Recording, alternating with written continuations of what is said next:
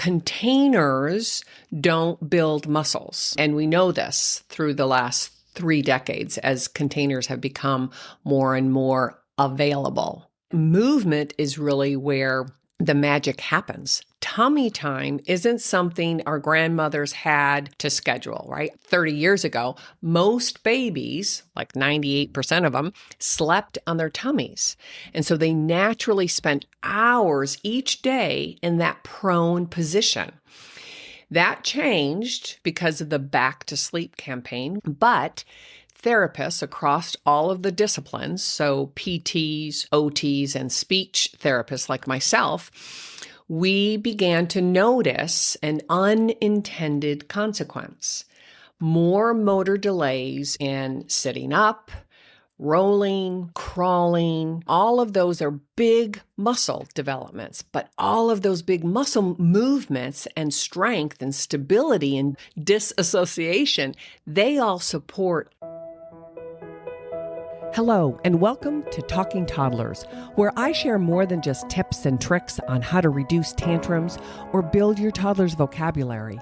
We're going to cover all of that, but here, our goal is to develop clarity, because in this modern world, it's truly overwhelming. This podcast is about empowering moms to know the difference between fact and fiction, to never give up, to tap into everyday activities so your child stays on track. He's not falling behind, he's thriving through your guidance. We know that true learning starts at home, so let's get started. Today's episode is a big one because we're breaking down my top 10 essentials every new mom needs, and spoiler alert, they're not the things you'll find on the latest registry or the influencer's must-have list. In fact, most of what your baby truly needs is well within your reach.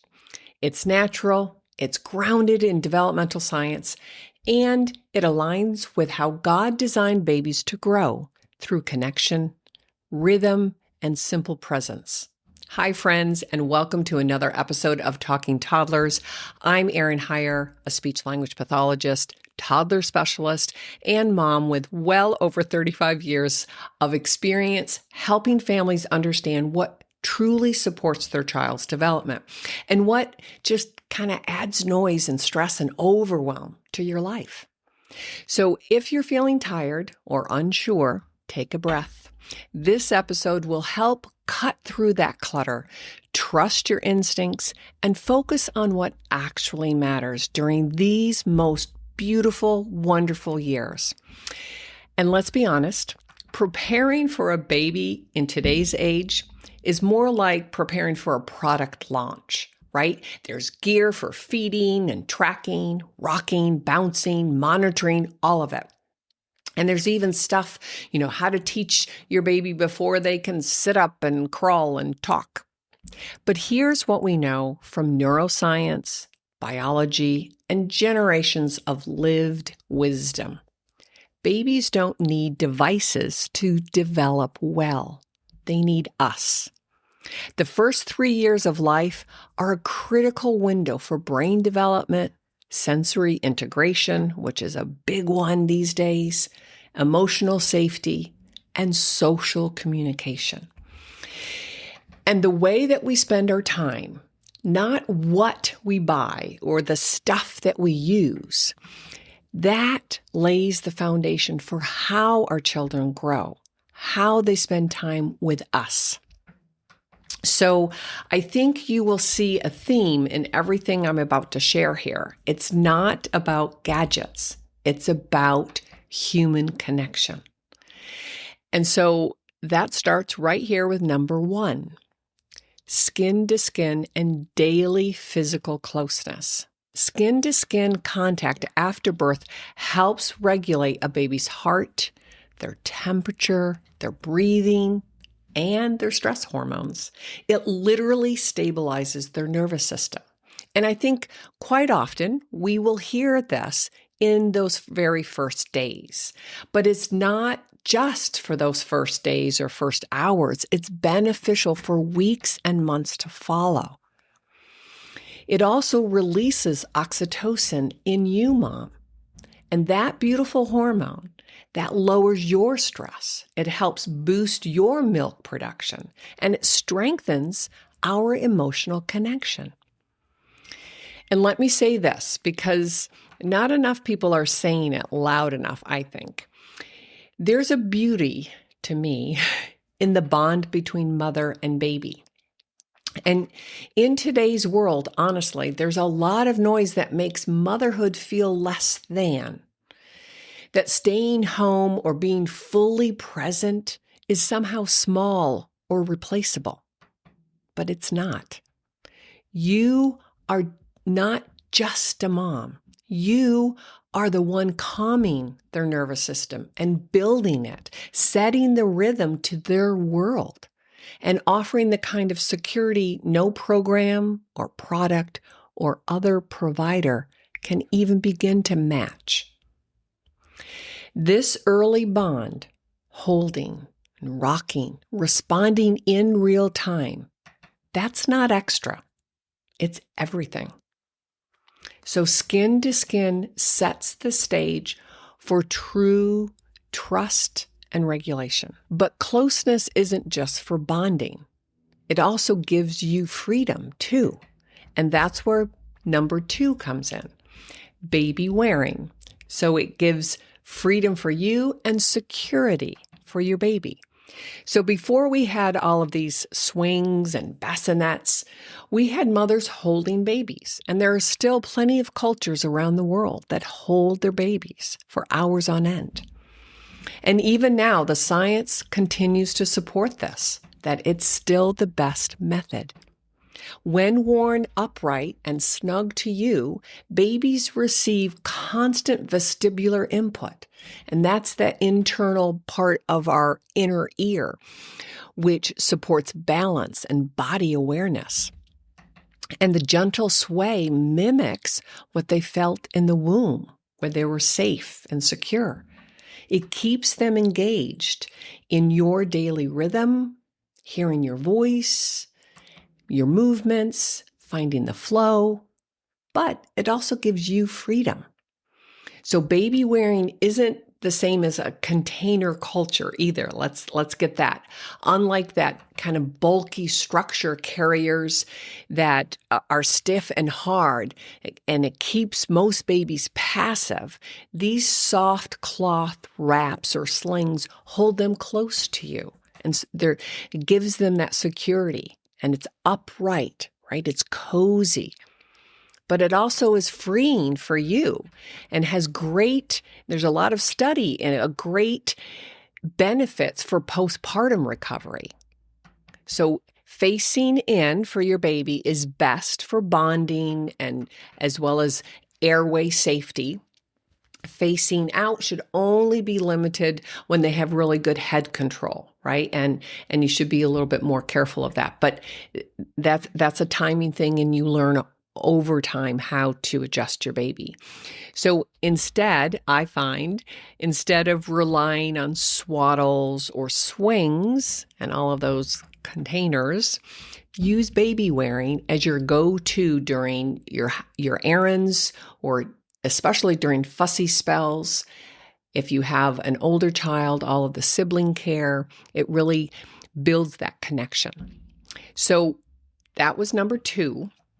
Now, if closeness builds security, like I just said, then movement builds strength, which is why number 3, tummy time and floor time, is also on this essential list.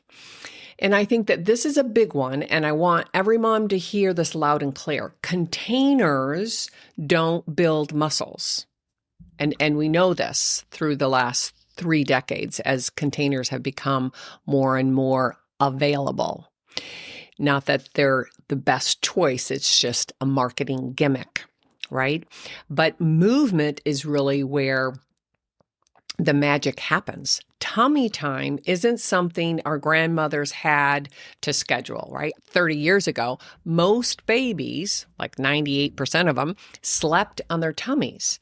And so they naturally spent hours each day in that prone position. That changed because of the Back to Sleep campaign, which I'm sure you've heard of. And that went into effect because they studied and felt that there was a correlation with sleeping on your tummies and SIDS. And so the numbers did suggest that there was about a 50% reduction in SIDS, which is remarkable and glorious. But therapists across all of the disciplines, so PTs, OTs, and speech therapists like myself, we began to notice an unintended consequence.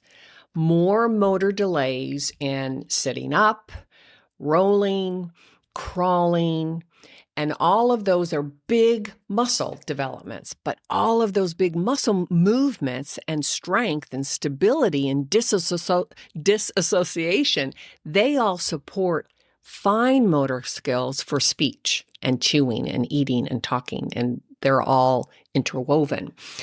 So we started to look, are they always long-term delays? That was hard to measure, and it's sometimes hard to dig deep enough to understand where the cause, the etiology was.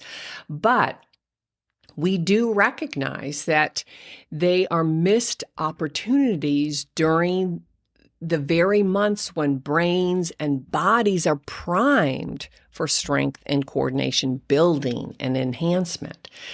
So the truth is, where we are today, some parents are re-examining these recommendations. And I've talked with a number of moms in the recent months whose babies simply could not sleep on their backs.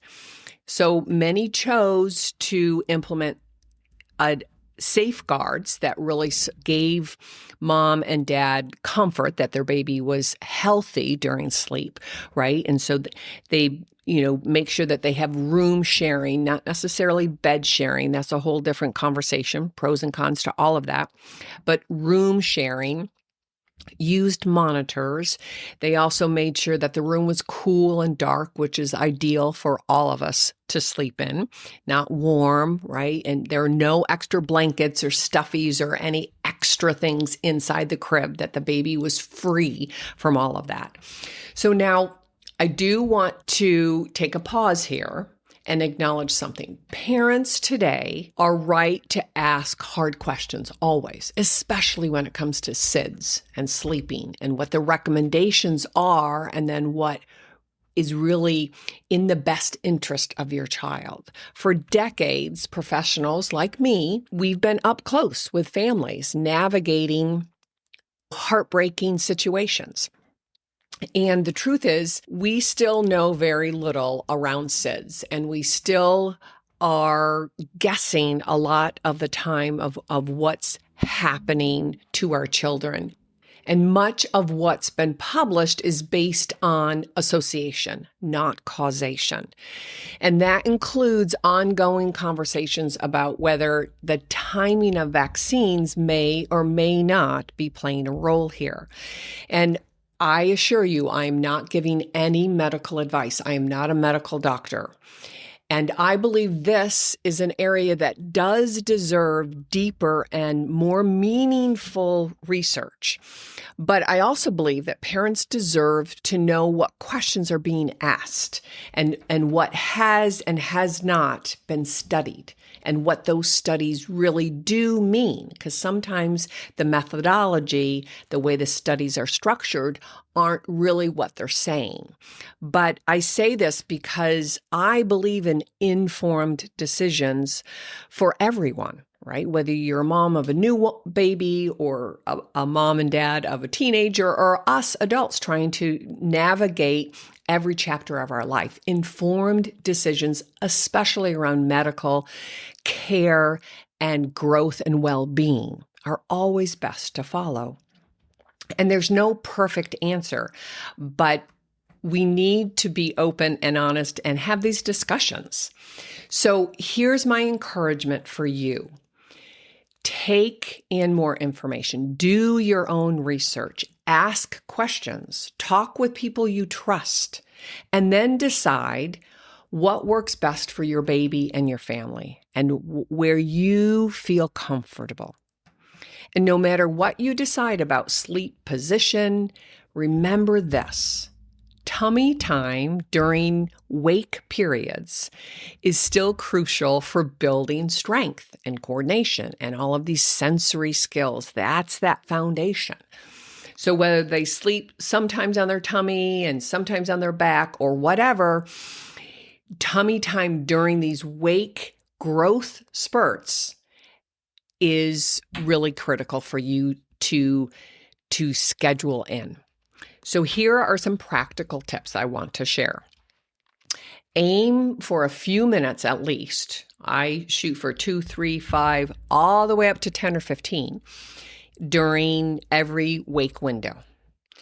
And make it purposeful. Go face to face. Get on the floor. Use a blanket so it's clean and refreshed.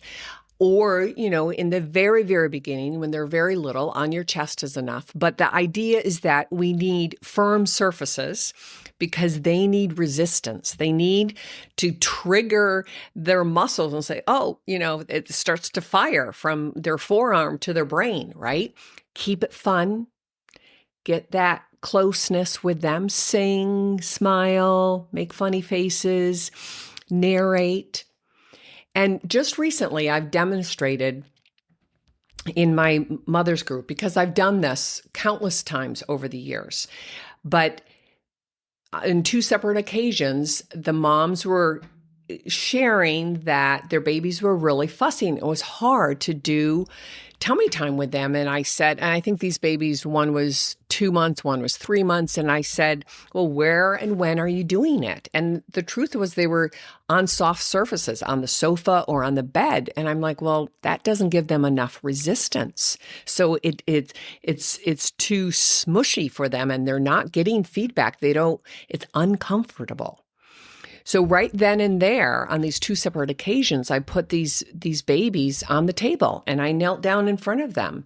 And we spent at least 15 minutes and the child was incredibly comfortable and happy and responsive both to the motor feedback that she was getting off of the hard surface. And then I was distracting her enough that she's like, oh, I'm not uncomfortable. This is cool. Right. And mom and dad, that one case, the dad was there and it was a great win-win. And they saw it before their very eyes. So they were able to then generalize it at home. And I just feel so often it's the small tweaks that really give us the biggest gain. And I often look at it this way. Early child development is dynamic, right? We learn and then we adjust and we ask questions and we build upon this. So the whole conversation around tummy time and back sleeping and prone position and all of this, we constantly have to be investigating. We constantly have to look at that there aren't going to be absolutes, and that I don't think it's fear-based by talking about this and by recalibrating. I think that's wisdom. That's what we learn over time. It's been, as I said, nearly 30 years since the whole back to sleep campaign started. And we still don't understand what SIDS is or is not. So that part of science hasn't been answered. So we continually have to explore other areas as well. So just remember, I'm sharing this all of these 10 essentials, but especially this one, from a developmental perspective. I'm not a medical doctor, so none of this is medical advice. Always talk with your own pediatrician or a trusted healthcare provider that you feel you can work with for what's best for you and your baby. So we've talked about movement, but babies also need rhythm outside the 4 walls of your house. And so that's where number 4 comes in. It's nature. Because time outside isn't optional. I think it's a nutrient, right? And if we look at sunlight, I think it's much more than just vitamin D, which in and of itself is magnificent. But the sun shine itself, and the outdoors help regulate circadian rhythms, improves our mood, and calms the nervous system. Babies are meant to be outdoors. The breeze on their face, the shifting of lights, the rustling of leaves, or dogs barking and birds chirping, all of it. These are not distractions. They're sensory food for the growing brain. So instead of keeping your baby inside all day, and I know depending on where you live, it gets tricky. Could be hot, could be rainy, could be cold, could be whatever. But I want all of us to aim for at least 15 minutes of some fresh air. And ideally, morning light, because that's especially powerful for setting all of our healthy sleep patterns, yours and mine alike, but especially our innocent new babies who are just coming into this world and starting to understand, right? And I've been sharing a lot about light in other episodes. And I guess, at this stage, you could kind of say that that's my jam these days. I love looking at how light helps keep us stable and regulated and in the flow. So now let's move on to number 5. While sunlight and fresh air shape the nervous system, feeding shapes the internal connection, which then leads me to this next essential element of simple feeding routines that nourish both your baby's body and the relationship that you're building. It's not just nutrition. It's more than calories. It's really comfort and conversation and co-regulation. There's always so much that seems to be percolating under these steps that we're trying to master as a new mom. So whether you're breastfeeding or bottle feeding or a combo, your baby is learning from your face, your voice, your presence, right? So instead of distracted feeds or rigid schedules, which I see a lot of these days, watch for their cues, make eye contact, use a lot of social conversation, soft talking with them. Feeding is your baby's very first language lesson. And at night, I want to take this and highlight it, right? Because I think it's really important at night that we keep it simple. And I think we get stuck quite often because we need to carry what we've done, the steps in our routine to get them to sleep. And then if you have those, middle of the night awakenings, especially if they're still younger, keep the dim lights going, right? Think about the firelight, not the blue light. Move slowly. Stay calm. Sing, hum, whisper. And I think moms that really buy into this are often amazed that these tiny tweaks really can bring deeper rest for both you and your baby. And as I said earlier, I have a whole episode of how the lights impact us. And here's one more encouragement. Feeding is also where we begin to set the stage for mindful eating. So sometimes we offer, the breast or a bottle when the baby is simply tired or fussy or needing comfort and we're not quite sure, right? We're still in that guessing stage, but they're not truly hungry. So comfort has its place. We all know this, but over time, it helps to notice the difference between feeding for nourishment and feeding for soothing. And at night especially, I think that this is misunderstood. The goal is to get in sync with your baby's natural circadian rhythm, right? That's really what is driving us. It's not about necessarily timing of the feeding.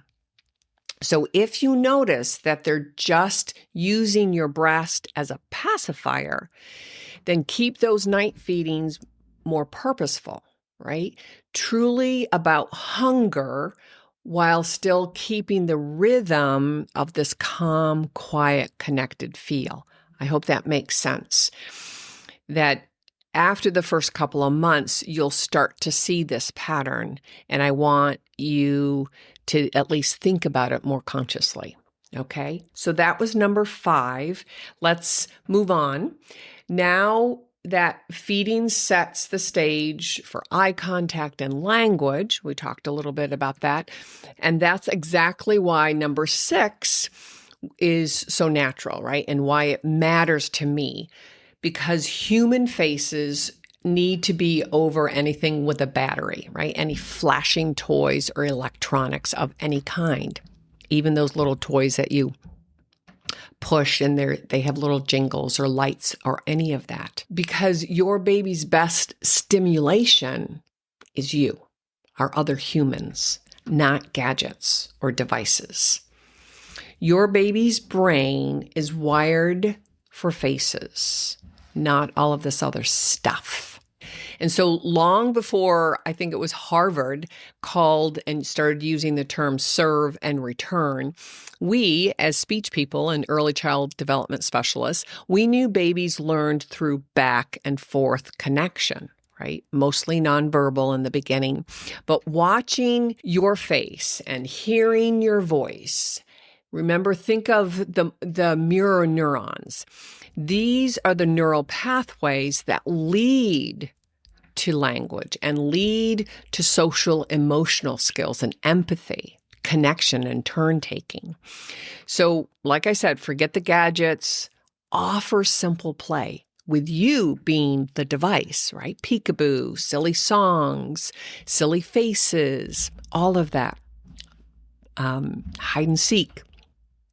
That's the best kind of stimulation, especially throughout this very first year.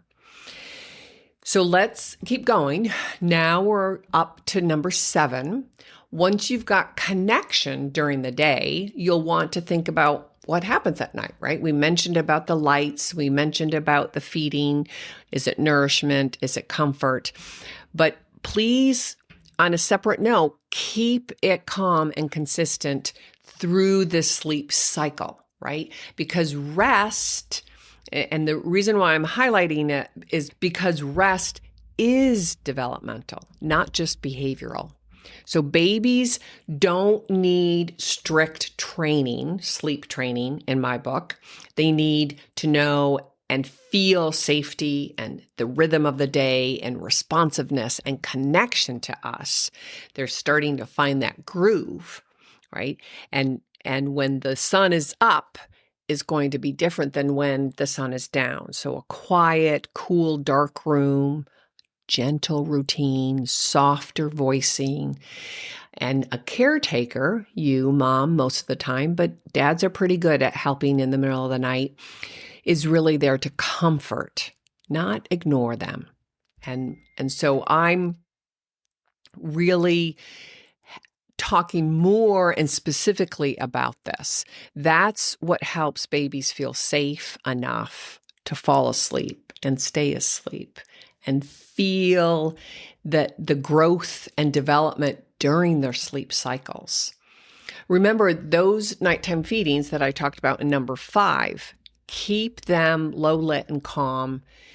That rhythm is really cueing up and regulating their nervous system. And don't forget that your baby is very immature still.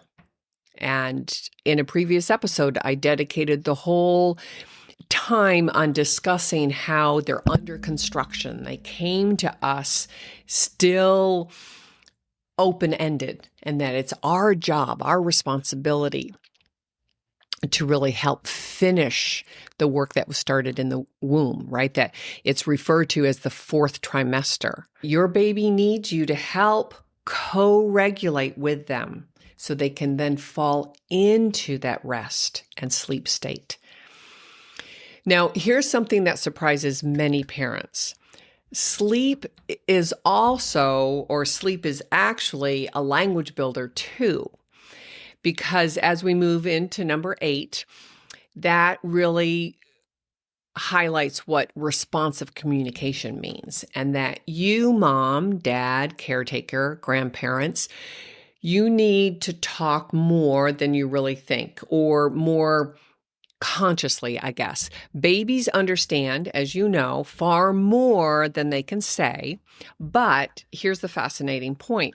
They're processing most of all of our talking and interactions through the right hemisphere, because that is primarily the nonverbal aspects, the tone, the pitch, the facial expressions. But at the same time, they're also processing the sounds and the smaller word chunks in the left hemisphere. But it's just at a much slower pace. There's a lot of technical work going on through the left hemisphere. And not to get too technical, but it's really the sounds in the right ear that's crossing the brain, center, the corpus callosum, and really coding in that left hemisphere and vice versa. But that's a side point. But that's why us humans using that slow, sing-songy voice works so well, because their brain is literally coding the data, the auditory data that it hears. Like I said, the sounds within the words and the smaller words, because if we string way too much language, it's an overload for them. But if we're softer, if we slow it down and we give that kind of sing-songy pitch and tone, then pretty much every word we speak while we feed and while we change, while we walk about the day, right? You're doing, baby wearing.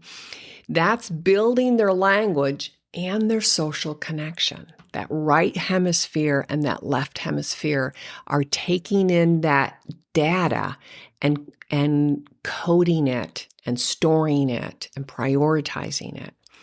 So narrate your day. Sing during diaper changes, pause and listen. They will coo, they will babble, they will giggle, they will try to begin to get your attention. They're trying to connect with us, but we have to show them the way. And I just want to highlight this. Instead of pure silence, which unfortunately a lot of parents do, but they will also have some background TV noise and, junk noise. That's what I call it. And instead of all of that, just, fill their ears with the sound of your voice, with purposeful, what moment that you're, take those 2 minutes to change them, or 5 minutes to, clean up their diaper or whatever, and use it to really connect and wire their brain. And that's why it's your face, your voice, your presence, your energy is really the most powerful tool that your baby will ever have for learning, right? For really, like I said, wiring their body, their sensory system, their nervous system, but also their language and cognition. That you are really the tool, the thing, the gadget that they need. So, of course, even though you are your baby's best environment, you're not meant to do this alone. And I hope you know that, because then that brings us to number 9 of this list of 10 of essentials. But keeping a small supportive circle is really, really an important piece to this beautiful child rearing, because just a few trusted voices can really make all the difference. And I know that that's what I had in those first couple of years. A few dear women who had already raised their kids, and they were, in middle school or high school, and I leaned on them quite a bit. Even, someone like me coming in with all of this education, right? It still is your baby, still is the center of your universe, and you need that connection to either unload or celebrate, right? But what I want to highlight here is that you don't need 47 opinions from strangers online. I mean, you just need 2 or 3 truly trusted voices, women who know your values, respect your instincts, and can remind you that, Mama, you're doing a good job. You're in it every single day, and you're going to make mistakes, and you pick up the pieces and you keep moving forward because of the love and dedication in your heart. Parenting is not meant to be done alone. It never has been. But it also means that we don't really crowdsource it either. Right? The goal is to reduce the overwhelm in this very, very noisy world we all live in. And I want you to begin to trust your own inner voice. For me, that voice has always been the Holy Spirit. For you, it might feel more like intuition. Either way, it's our gift. And finally, here's number 10, and it may be the most important one. If there's a theme that ties everything together, I think it's this. Presence matters more than perfection. Babies don't need perfect parents. They need present ones. So please don't fill every moment or feel like you have to stimulate them or give them an activity to do. Some of the most powerful brain-building moments happen in the margins, during rocking, walking, just laying down and staring at the sky together. Instead of packing your days full and looking at your schedule, leave room for grace, because presence is powerful. So there you have it, my 10 essentials that matter more than any registry you could ever sign up for. I think they're rooted in biology, backed by brain science, and built into the fabric of how humans grow. You can raise a healthy baby in this wild world we live in. And it doesn't start with stuff. It starts with connection and rhythm and trust. Thanks, as always, for sharing your precious time with me. And remember, you are your baby's best environment. God bless. See you in the next Talking Toddlers. Have a great day.